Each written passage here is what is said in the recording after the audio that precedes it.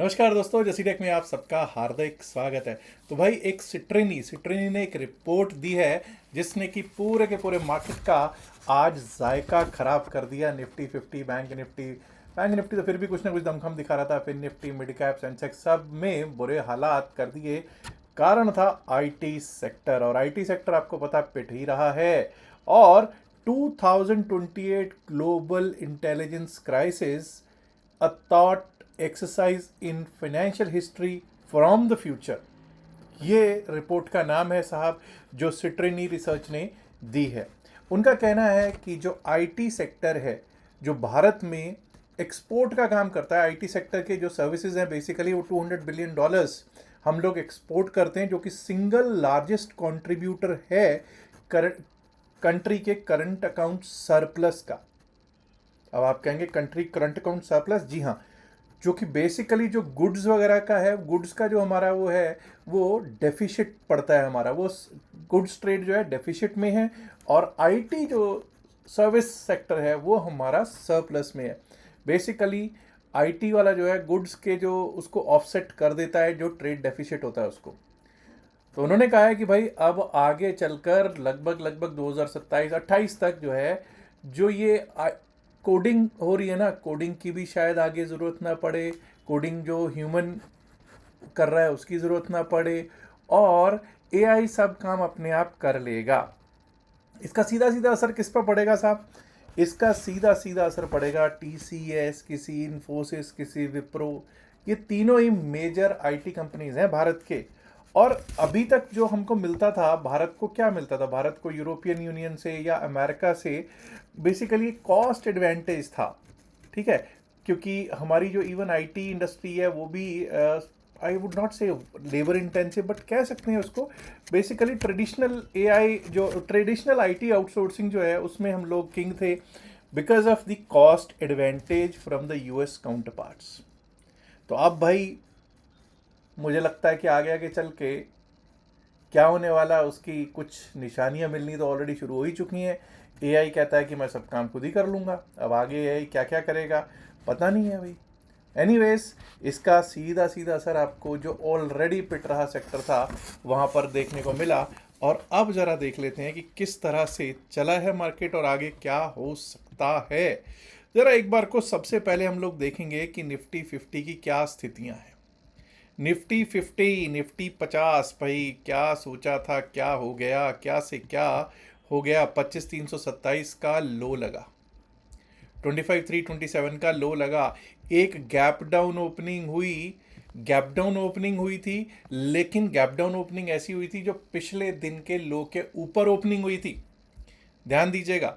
और जहां पर हम ओपन हुए 25,640-41 पे, वहीं से हम गिरते चले गए। 25,641 से गिरे, 25,571 का लेवल था वो भी टूट गया, 538 का, 500 पे कुछ कोशिशें तो ज़रूर हुई 25,500 पे, लेकिन जब वो 25,500 टूटा ना, फिर 25,400 क्या, फिर हमारा एक लेवल था 25,372 का, उसको वहाँ तक सीधा सीधा टेस्ट करने आया। एंड माय डियर फ्रेंड्स, वही 25,370 372 का लेवल जो था वहीं से अपसाइड का रुख लिया, और 25,424 पर क्लोजिंग हो गई। अब ध्यान दीजिएगा कि कहाँ कहाँ पर दिक्कतें थी, क्या क्या गड्ढे हैं निफ्टी 50 के। निफ्टी 50 में 18 इन डिक्लाइंस है और 18 इन एडवांसेस हैं। अब जरा एक बार को ऐसा करते हैं, इंडेक्स मूवर डाउनवर्ड कौन लेके जा रहे हैं आपको पता चल जाएगा कि उसमें आपको दोनों बड़े बैंक दिख रहे हैं, एचडीएफसी बैंक, आईसीआईसीआई बैंक। उसमें आपको इन्फोसिस भी दिख रहा है, लार्सन टूब्रो भी दिख रहा है, और भारतीय एयरटेल, जी हाँ, वो उसमें एक वो हो रही थी ना, उन्होंने उसको वो दिया था एक्सचेंजेस को कि भाई हम लोग जो है इन्वेस्ट करेंगे।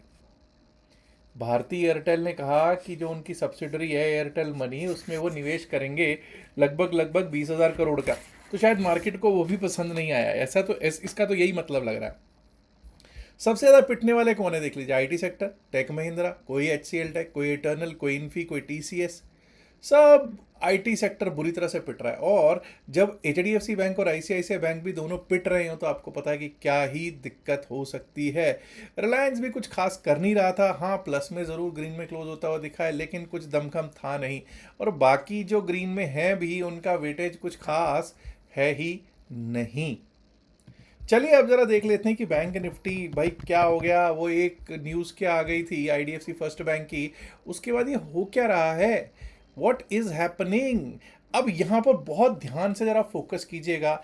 एक गैप अप ओपन हुआ था, गैप अप ओपन हुआ बैंक निफ्टी, और उसके बाद हम एक बार को 61,000 को टेस्ट करने के लिए 61,100 को टेस्ट करने के लिए गए। फिर हमको 61,404 हमारा लेवल था, याद होगा आपको। 61,404 के ऊपर अगर हम टिकने लगेंगे तभी अपसाइड के बारे में सोचेंगे, यही बात हुई थी ना। चेक कीजिए टिके क्या।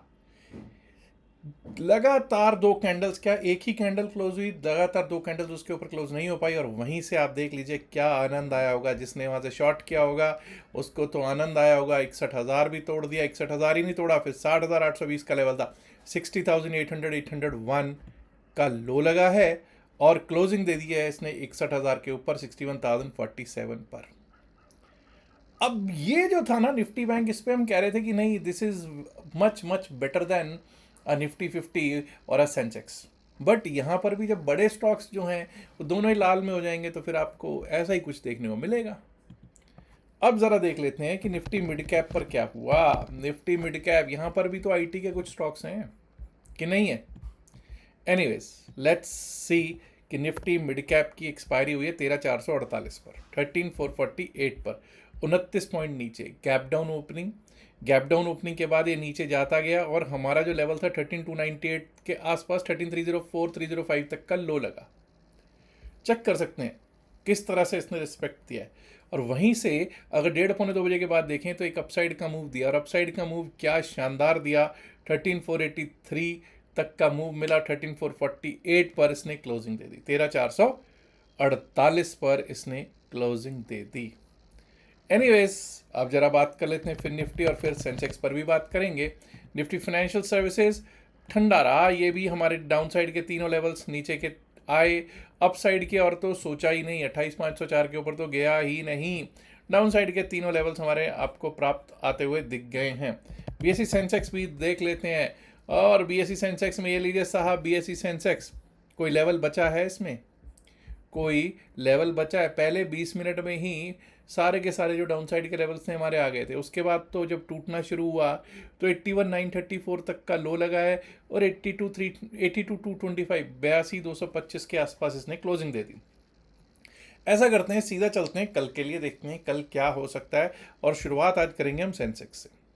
सेंसेक्स को 1 घंटे के चार्ट पे लेंगे, और 1 घंटे के चार्ट पे हम कोशिश करेंगे कि किस तरह से कल की क्या हमारी कहानी हो सकती है। लेकिन ऐसा करते हैं, 1 घंटे के चार्ट से पहले भी ज़रा 1 डे का चार्ट दिखाता हूँ आपको, वहाँ पे आपको कुछ देखने को प्राप्त होगा। 1 डे के चार्ट पे आपको एक क्या दिख रहा है, धीरे धीरे ही सही नीचे को जाता हुआ दिख रहा है। 1 डे के चार्ट पे आपको क्या दिख रहा है, एक मतलब जिसको कहते हैं ना, एक चैनल बना हुआ है, और उसी चैनल के बीच में मार्केट धीरे धीरे नीचे को खिसक जा रही है, खिसके जा रही है, खिसके जा रही है। और दोस्तों 200 डेमा भी आज टेस्ट हो गया बीएसई सेंसेक्स में। 200 डेमा टेस्ट हुआ है जी आज बीएसई सेंसेक्स में। एनीवेज ज़रा चलते हैं और देखने की कोशिश करते हैं कि क्या सिचुएशन रह सकती है। पहली बात तो ये जान लीजिए, 82,099 82,099 अभी मैंने आपको क्या दिखाया, ये क्या था, 82,099 इज द 200 डेमा, 200 डेमा ऑन बीएसई सेंसेक्स। तो भाई अगर ये अब 82,099 टूटता है तो नीचे का रुख तैयार हो जाएगा। और वो रुख क्या होगा, पहले तो इसको मैं इसके कलर को रेड कर देता हूँ। 82,099 अगर टूटेगा तो आपकी बार 81,934, 81,934, 81,934 क्यों भाई, 81,934 आज का लो है 81,934, और 81,934 इस बार टूटा तो दिक्कत शुरू हो जाएगी। और 1 घंटे के चार्ट पर चल देंगे, देखेंगे कि कहाँ तक की दिक्कत उसके बाद आ सकती है। 200 डेमा टूटने पर 81,934, और 81,934 भी अगर टूट गया तो भाई मच जाएगा त्राहिमाम, त्राहिमाम 81,730। वैसे तो त्राहिमाम आज मच ही गया है, 81,730, और 81,730 भी टूटेगा तो 81,580 81,580 तक के लेवल्स देखने को प्राप्त हो सकते हैं। अब दोस्तों अपसाइड की बात कर लेते हैं। 82,225 82,225 पर क्लोजिंग है, ठीक है जी। एनीवेज जब तक हम 82,409, 410, 82, 409, 410 के ऊपर ना चलें तब तक हम अपसाइड के बारे में नहीं सोचेंगे। 82, 409, 410 के ऊपर जो हमारा लेवल आ सकता है वो आ सकता है ये, दैट इज 82,550, 82,550। 82,550 के ऊपर हम जब निकलना स्टार्ट करेंगे तो उसके ऊपर का हमारा जो लेवल अगर टिके तो भाई फिर हमको 82,794 तक शायद कहीं रुकावट ना दिखे। 82,794 और 82,794 भी अगर पार हो गया तो उसके बाद हम लोग एक बार को 82,920, 82,920 और 83,000 तक के लेवल्स देख पाएंगे BSE सेंसेक्स में। अब बात कर लेते हैं जरा बैंक निफ्टी की। बैंक निफ्टी के बाद निफ्टी 50, मिड कैप और फिर निफ्टी की भी बात कर लेंगे। देखिए अब यहाँ पर 61,435 का आज का हाई है, 61,000 पर क्लोजिंग हो रही है। मैं फिर से वही बात करूँगा, मैं इसमें यहाँ पे कोई चेंज नहीं कर रहा हूँ। Levels I am not changing, I am keeping it as simple as possible. 61,404, 61,404 का लेवल है। ऐसा करते हैं, एक लेवल और लगा लेते हैं। मुझे लगता है कि अगर हम ये इसके ऊपर चलने लग गए ना, 61,218, 61,218 के ऊपर अगर हम चलने लगेंगे तो उसके बाद 61,404, 61,404 का लेवल दिख सकता है। उसके ऊपर 61,517, 61,517 और 61,517 के बाद दोस्तों सीधी सीधी बात होने लग जाएगी 61,760, 764, 61,764 के अपसाइड की। अब हमारी 61,000 पर क्लोजिंग हुई है 61,047, 61,047 पे। 60,986 अगर टूटता है, 60,986 टूटा, फिर से 60,820 दिख सकता है, 60,820, 60,710 एंड बिलो दैट 60,591, 60,590, 591 दिख सकता है। फिर निफ्टी पर भी कर लेते हैं दोस्तों बात, निफ्टी फाइनेंशियल सर्विसेज इंडेक्स। जब हम निफ्टी फाइनेंशियल सर्विसेज इंडेक्स की बात करते हैं दोस्तों तो भाई बिल्कुल क्लियर है मेरा विचार यहाँ पर कि जब तक हम लोग जब तक हम 28,410 के ऊपर ना चलें, 28,409, 410 के ऊपर नहीं चलेंगे, अपसाइड के बारे में नहीं सोचेंगे। 28,410 के ऊपर जो हमारा लेवल आता है वो आ सकता है 28,460 का, 28,460, 28,504, 28,504, 28,562, 28,562 and above that we might be able to see 28,600, 28,599, 28,600 दिख सकता है। वहीं दोस्तों अगर हमारे को एक बार को 28,208 टूटता हुआ दिखता है, 28,208 आज का लो टूटता हुआ दिखता है तो डाउन साइड के बारे में सोचेंगे। 28,208 टूटेगा तो डाउन साइड के बारे में सोचेंगे। वैसे तो मुझे लगता है कि अगर हमारा ये लेवल भी टूट गया ना एक बार को 28,280, 28,280 भी टूट गया तो एक बार को डाउन साइड के लिए वहीं से सोचना शुरू कर सकते हैं। 28,280 के नीचे हमारा लेवल आ सकता है 28,240, 28,240, 28,240 भी बहुत छोटा लेवल है, रहने दो इसको, 28,208 का ही लेवल मानते हैं इसको। उसके बाद जो उसके नीचे जो लेवल आ सकता है वो आ सकता है 28,137, 28,137 का लेवल निफ्टी फिन सर्विस पे आ सकता है। आइए अब बात कर लेते हैं निफ्टी मिड कैप की, निफ्टी मिड कैप, और उसके बाद बात होगी निफ्टी 50 की भी। 13,448 पर क्लोजिंग है जी, बिल्कुल कोई चेंज नहीं कर रहा हूँ। 13,501, 13,501 का हमारा लेवल है। ठीक है 13,483 का हाई ज़रूर लगा है, लेकिन 13,501 के ऊपर ही जब तक नहीं चलेंगे नहीं टिकेंगे, अपसाइड के बारे में नहीं सोचेंगे। 13,501 के ऊपर गए तो 13,526, 13,558, 13,526, 13,558, 13,582, 13,600, यहाँ तक के 13,626 तक के लेवल मैंने जो लगा रखे हैं अपसाइड पे मैं कोई चेंज नहीं कर रहा हूँ। अब डाउन साइड की बात कर लेते हैं दोस्तों। डाउन साइड के जो कुछ लेवल्स हैं, कुछ चेंजेस इसमें ज़रूर करने पड़ेंगे। अब वो क्या चेंजेस हैं साहब? सबसे पहले तो ये जान लीजिए कि अगर अब हमारा अगर 13,448 पे क्लोजिंग है, अगर हमारा ये लेवल टूटता है 13,391, 13,391 टूटता है, 13,391 टूटा तो एक बार को हमको 13,364, 13,364, 13,338, 13,338 और 13,305 तक के डाउन साइड के लेवल्स देखने को प्राप्त हो सकते हैं निफ्टी मिड कैप में। अब बात करते हैं हम benchmark Indian stock market index Nifty 50 की भी दोस्तों। निफ्टी 50 ज़रा वन डे के चार्ट पे चलें, आपके सामने वैसे तो जो हुआ है वो आपके सामने ही है। और ये लीजिए साहब क्या हो रहा है, यहाँ पे भी आपको एक चैनल में मार्केट नीचे को धीरे धीरे ही सही, लेकिन धीरे धीरे क्या बहुत तेज़ी से ही नीचे जा रही है, ऊपर धीरे धीरे जाती है, एक ही दिन में सारे के सारे गेंस को ख़त्म कर देती है।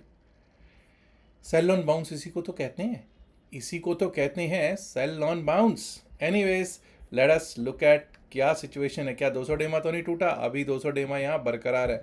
100 डेमा टूट चुका है, 100 डेमा टूट चुका है। Anyways, let us look eight कि हाउ थिंग्स कैन वर्क, किस तरह से आगे चलकर हमारे लिए चीज़ें अब आगे चल सकती हैं।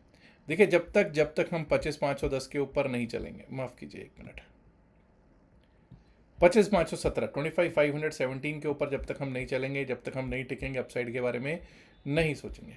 25,517 के ऊपर जो हमारे को लेवल दिख सकता है वो बेसिकली तो यार यही आ रहा है, 25,600, 25,603 का लेवल ही आ रहा है भाई। 25,517 के ऊपर अगर चलेंगे, 25,603 का लेवल है, लेकिन मुझे लगता है कि एक लेवल ये है 25,572, 25,603, 25,572, 25,603 और 25,603 भी अगर ब्रीच कर दिया तो हमको एक बार को लेवल जो दिख सकता है वो दिख सकता है ये, दैट इज 25,652, 25,652 और 25,652 टूटा तो 25,696, 697, 25,696, 25,700 के आसपास तक के लेवल्स दिख सकते हैं। डाउन साइड की बात कर लेते हैं दोस्तों। डाउन साइड पे जब हम चलते हैं, अब हम 424 पर हम क्लोज हुए हैं। 25,393 अगर टूटता है, 25,393 टूटा इस बार, तो फिर से दिक्कत शुरू। 25,393 टूटने पर एक बार को हमको 25,362, 25,362 दिख सकता है, और वो भी टूटा तो 25,327, 25,327 का लेवल जो आज का लो है वो दिख सकता है। और 25,327 इस बार टूटा तो दोस्तों 25,282, 25,280, 282 तक के लेवल्स निफ्टी 50 दिखाने में सक्षम होगा। अब दोस्तों, अगर आप देख रहे होगे तो एक स्क्रॉल चल रही है, स्क्रॉल नीचे चल रही है, और आप देख सकते हैं क्या लिखा हुआ उस पर कि अगर आप नेक्स्ट जो आने वाला बैच है, मोस्ट लाइकली होली के आसपास एक बैच स्टार्ट कर रहे हैं हम लोग। अगर 12 डेज़ का वो बैच है, 12 to 13 डेज़ का, अगर आप उसमें पार्टिसिपेट करना चाहते हैं, भाग लेना चाहते हैं, तो रजिस्ट्रेशन ओपन है। बहुत लोग कहते हैं कि साहब प्लीज़ एक बैच ले लो, तो भाई ये बैच ले रहा हूँ, आना हुआ खुशी से आ जाना। ऑलरेडी 4 सीट्स, मतलब मैंने कल आज सुबह अनाउंस किया है शायद, आई थिंक, तो ऑलरेडी 3 या 4 सीट्स बुक हो चुकी हैं। टोटल 10 सीट्स हैं, उससे ज़्यादा मैं नहीं लूँगा, ठीक है। और फी भी लिखी हुई है, register for 12 days learning batch, registrations open for basically fees INR 10,000 only, in WhatsApp 7834876736 for details, number वगैरह सब कुछ दे रखा है। मैसेज कर दीजिएगा हमारी टीम को, वो आपको जानकारी दे देंगे, जो भी आपको व्हाट्सएप मैसेज पे जानकारी चाहिए होगी मिल जाएगी। याद रखिएगा, जो भी बातचीत इस वीडियो में की गई है सिर्फ और सिर्फ एकेडमिक पर्पज से की गई है। इसका बाय सेल की सलाह से कोई लेना देना नहीं है। बाय सेल की सलाह के लिए आप अपने फाइनेंशियल एडवाइजर से बात कर सकते हैं। उम्मीद करता हूँ वीडियो को आप ऑलरेडी लाइक कर चुके होंगे, नहीं किया तो लाइक कीजिएगा, शेयर कीजिएगा इस वीडियो को अपने दोस्तों के साथ ज़्यादा से ज़्यादा संख्या में। एंड माय डियर फ्रेंड्स, अगर आपने अभी तक जसीटेक चैनल को सब्सक्राइब नहीं किया है तो दोस्तों सब्सक्राइब करना तो बनता है ना। शुक्रिया, नमस्कार, धन्यवाद and good luck for tomorrow. Bye.